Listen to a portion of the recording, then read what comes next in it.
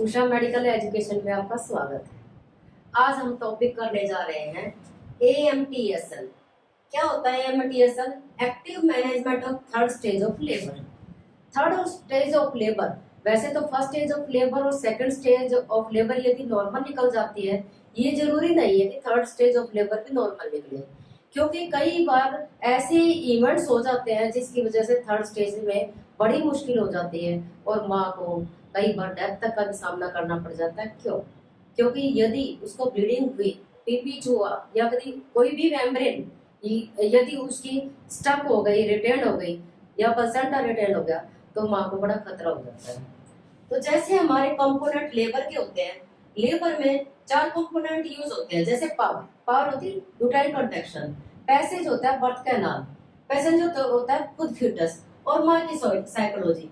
ये 4 कंपोनेंट काम करते हैं। ऐसे ही AMTSL में 4 कंपोनेंट काम करते हैं। तो हमारा वैसे तो नॉर्मल प्लेसेंटा हमारा डिलीवर हो जाता है स्पॉन्टेनियसली ग्रेविटी के कारण, और मैटरनल एफर्ट्स है जब होते हैं तो स्पॉन्टेनियसली डिलीवर हो जाता है। और थर्ड स्टेज ऑफ लेबर 15 से 20 मिनट की होती है। कैसे होती है थर्ड स्टेज ऑफ लेबर? जैसे बच्चे की डिलीवरी हुई, डिलीवरी होने के बाद 5 मिनट से 10 मिनट के अंदर प्लेसेंटा अपनी जगह मैटरनल सरफेस की तरफ से अपनी जगह से हटने, सेपरेशन होने लग जाता है। तो फिर उस टाइम में हमें क्या ध्यान रखने चाहिए? 3-4 साइन सिम्टम होते हैं, उन पर यदि हम ध्यान रखेंगे तो हमें पता लग जाए प्लेसेंटा डिलीवर होने वाला है। साइन सिम्टम में क्या होता है? सबसे पहला साइन सिम्टम होता है gush of blood. Gush of blood, blood है एकदम गश के साथ आएगा। दूसरा होता है लेंथिंग ऑफ कॉर्ड, कॉर्ड की लेंथनिंग हो जाएगी, जो लेंथ हमारी लेंथनिंग ऑफ कॉर्ड हो जाएगी। और तीसरा जो विजुअल होगा, जो प्लेसेंटा है बिल्कुल वजाइना की सरफेस पे विजुअल होगा, विजुअलिटी,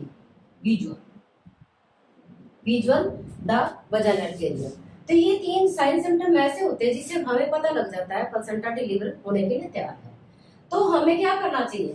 जैसे स्टेप ऑफ AMTSL 6 स्टेप होते हैं। जैसे बच्चा डिलीवर हुआ, माँ का बच्चा डिलीवर होते के साथ हमें क्या करना? सबसे पहले एब्डोमेन पे चेक करना हमें, कहीं सेकंड बेबी तो नहीं है।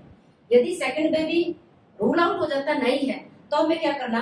तुरंत 1 मिनट के अंदर हमें यूट्रोटोनिक ड्रग्स यानी ऑक्सीटोसिन IM देना है। कितना देना? 1 एम्पूल में कितना होता है? 5 यूनिट होता है, तो 2 एम्पूल 10 यूनिट हमने IM 1 मिनट के अंदर अंदर दे देना, क्योंकि यूट्रस की टोन को बरकरार रखना हमें। फिर यहाँ CCT मेथड लगाते हैं। ये CCT बारे में यहाँ आज डिस्कशन करेंगे। यूट्राइन मसाज करेंगे।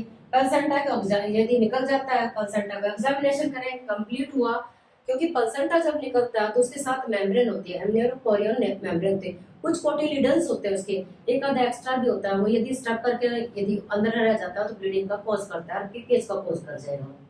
एग्जाम ऑफ जेनिटल एरिया, अब जेनिटल एरिया है जहाँ से पैसेंजर आया है यानी फीटस आया है, वहां पे कहीं लैसिसरेशन यानी कि हमारे को टीयर तो नहीं है, कहीं कोई फट तो नहीं गया कोई चीज, एक्टिव ब्लीडिंग, उसी टाइम फोर्सफुल ब्लीडिंग तो नहीं हो रही। तो ये 6 स्टेप हम साथ में ध्यान में रखेंगे। अब हम क्या करते हैं? 4 कंपोनेंट होते हैं AMTSL की।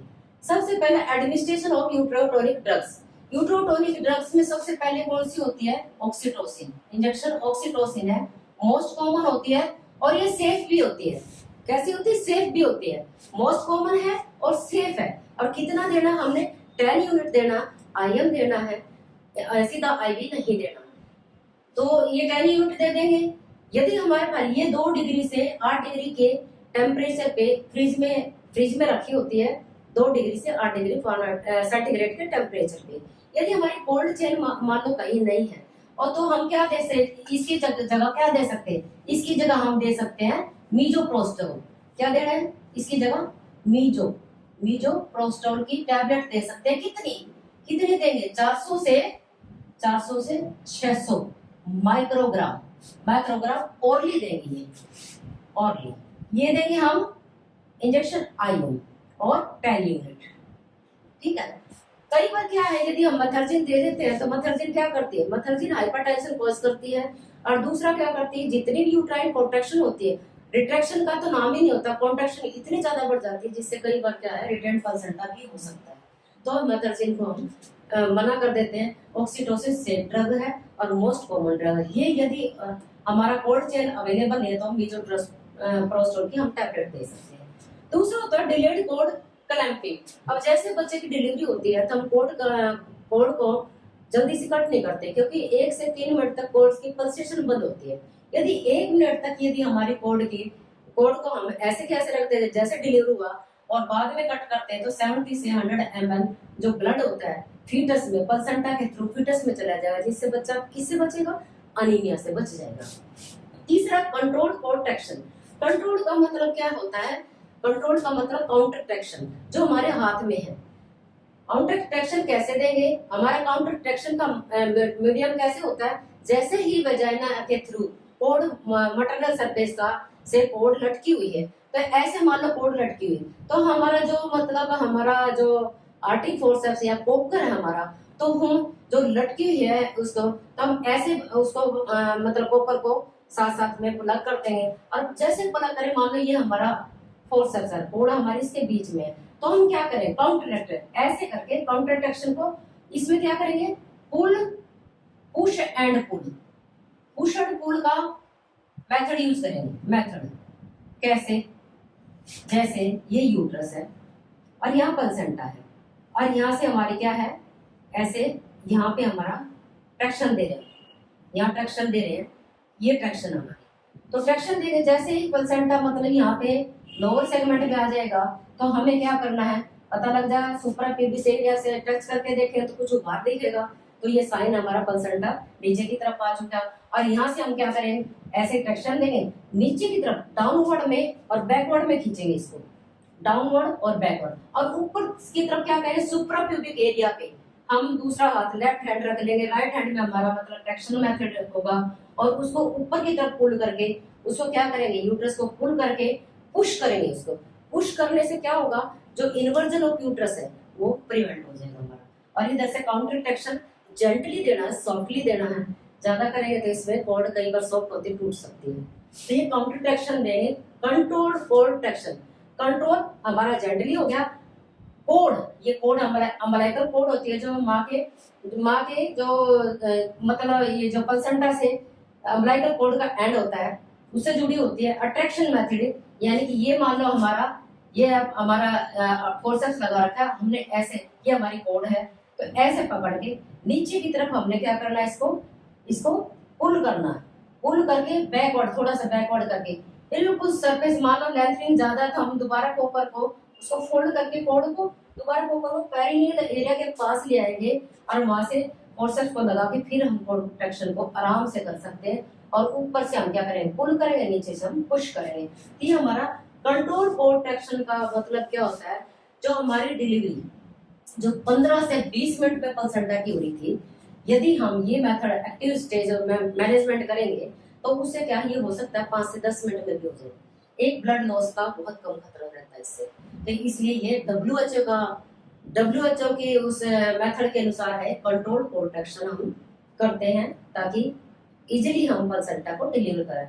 जैसे प्लेसेंटा आउट आता है तो हम रोटेट करेंगे प्लेसेंटा को ताकि इसकी मेम्ब्रेन है जितने भी है मेम्ब्रेन बिल्कुल उसके साथ में लिपट के आ जाए। और जो यदि कोई कोटिलिडन्स है तो उसको हम साथ साथ में किडनी ट्रे में रख के उसको अच्छी तरह से यूं ऊपर करके अच्छी तरह देखेंगे कि दो ब्लड वेसल, दो मतलब अम्बिलिकल आर्टरी और एक अम्बिलिकल वेन है या नहीं है वो चेक करेंगे। जो लेयर है पूरी अम्नियन कोरियन की लेयर प्लेसेंटा के ऊपर वो चेक करें। कोटिलिडन्स यानी कोई गड्ढा तो नहीं उसमें, कोई अंदर छूट गया तो वो पीपीएच का कॉज करेगा। ये सारा कुछ हम चेक करेंगे। अब यूट्राइन मसाज करेंगे। यूट्राइन मसाज जैसे डिलीवरी हो जाती है प्लेसेंटा की उसके बाद हम यूट्राइन मसाज क्यों करते हैं? क्योंकि जो हमने यूट्रस को भी कॉन्टैक्ट कराना है।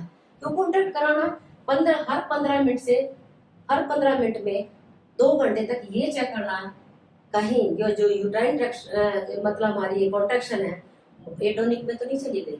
यदि एटोनिक में चली जाती है तो 75% चांस होते हैं हमारे पीपीएच के उसी से होते हैं। तो हमने क्या करना? कप शेप बना के माँ के एब्डोमेन पे ऐसे करके धीरे धीरे हमने मसाज कर ले। कब तक? ताकि हार्ड क्रिकेट बॉल की तरह यदि यूट्रस जब तक नहीं हो जाता।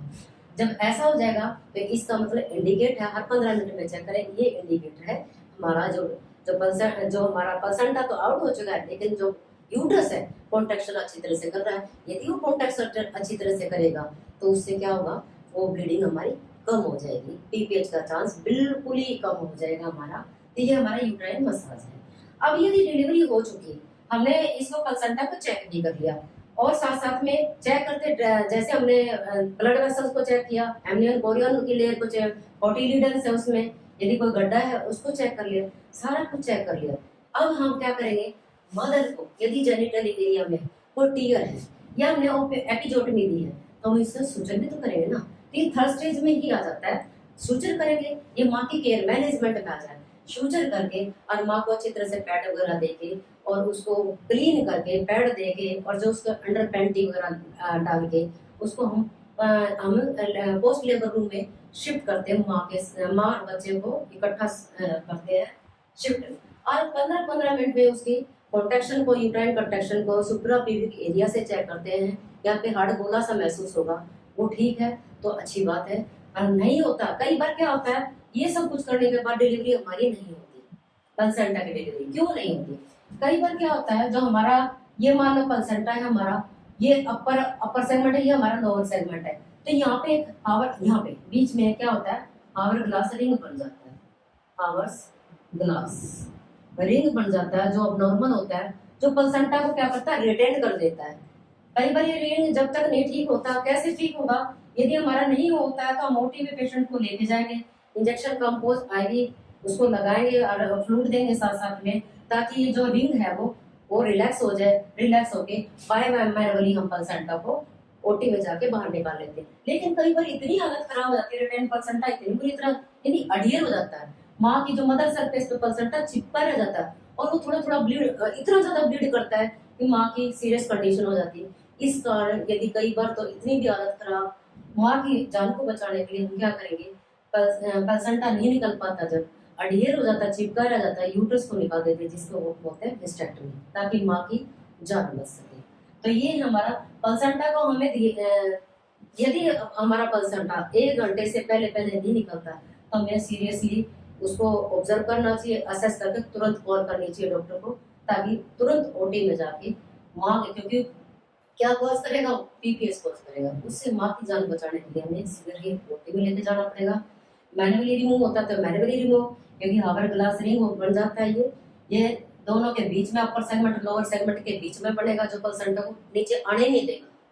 तो ऐसी हालात में हम ओटी में शिफ्ट कर देते हैं और फिर पेशेंट को मतलब या तो मैनुअली रिमूव कर देंगे, यदि इतनी ज्यादा हालात खराब अडियर है तो डॉक्टर उसकी स्टेक्टमी कर देंगे और पोस्ट ऑपरेटिव केयर उसकी स्टार्ट हो जाएगी। नहीं तो प्लेसेंटा नॉर्मली डिलीवर हो जाता है, ग्रेविटी से मैटरनल एफर्ट से स्पॉन्टेनियसली डिलीवर हो जाता है। यदि थोड़ी दिक्कत आती है तो हमारे को क्या है, ऑक्सीटोसिन जो हमारे मोस्ट कॉमन है, सेफ है, उसको हम दे देते हैं, क्योंकि यूट्राइन कॉन्ट्रैक्शन को बढ़ाएगा और बीपीएस को रोकेगा। ये आपको कैसा टॉपिक लगा, यदि अच्छा लगा तो वीडियो लाइक कीजिए, सब्सक्राइब कीजिए और बेल आइकन को जरूर दबाएं और ऑल पे दबाएं, ताकि अगली जो भी वीडियो नोटिफिकेशन आपको आता है तुरंत पर वहां से आपको मिल सके। नमस्कार।